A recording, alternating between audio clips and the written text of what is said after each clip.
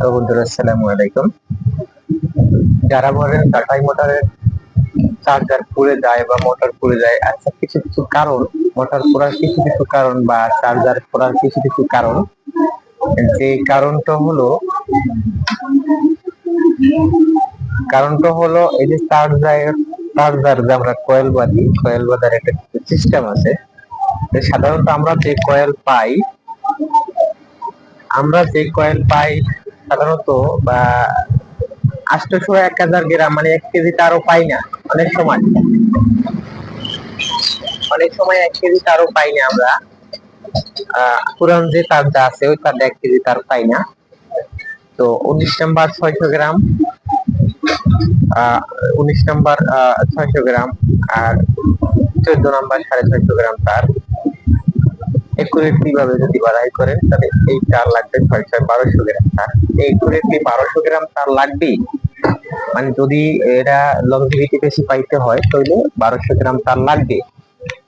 আহ, এখন আমরা যদি কম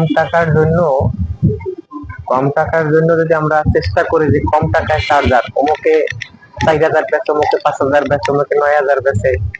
মূল বিষয় ভালো জিনিস কোনটা পাই, টাকা যেটা বেশি নেবে আসলে ওটা কিন্তু ভালোই হবে, ওটা কম হবে না। কিন্তু আবার আছে চাউটবাস পাড়ার অনেকেই আছে যে মাল খারাপ দেয়, টাকা বেশি নেয়।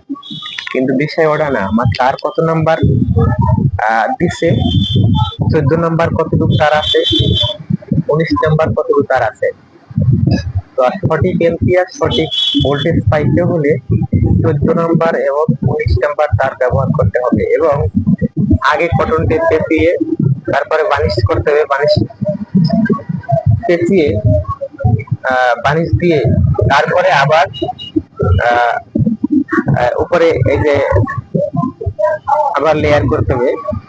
প্রাইমারি সাইড পুরো ঢুকাইয়া তারপরে আবার আমার এই কিছু তার উপরছে, আমি শীষ মাইরা দেখছি যে আমার আহ তার আরো লাগবো।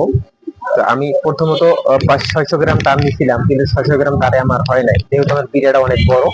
পিঠাটা 8 কেজি ওজন আছে, পরে 8 কেজি ওজন আছে।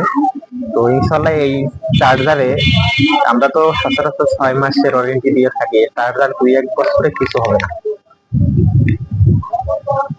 2-1 বছরে কিছু হবে না, হ্যাঁ।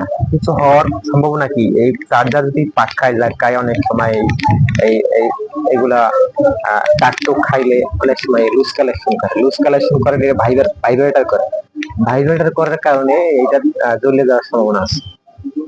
তো একুরেটলি ভাবে যদি বানিশ করে একটা চার্জারে 300 টাকার মতো বানিশই খায়, যদি বানিশ খাওয়ান। আর যদি অনেকে বানিশ খাওয়ায় না, অনেকে হিট প্রুফ পেপার দেয়। তো হিট প্রুফ পেপার দেওয়ার কারণে বানিশ লাগে না, কিন্তু হিট প্রুফ পেপারে তো আমাদের টেকসইটা হয় না, টাইট হয় না, বানিশে টাইট হয়। তো আশা করি বুঝতে পারছেন। তো যদি বানিশ করেন এবং এই যে কটন টেপ দিয়ে চার্জার কয়েল বাঁধাই করা হয়, এটা অনেক লংজিভিটি থাকবে। আহ, আর বর্তমানে আধুনিক কিছু সিস্টেম আছে যে আহ, একটা সেন্সর আছে যে 60 ডিগ্রি বা কিছু 50 ডিগ্রি তাপমাত্রা হয়ে গেলে, 90 ডিগ্রি তাপমাত্রা হয়ে গেলে ইচ্ছা করে চার্জার বন্ধ হয়ে যাবে। তো আবার অটোতে যখন ঠান্ডা হবে তখন আবার চালু হবে।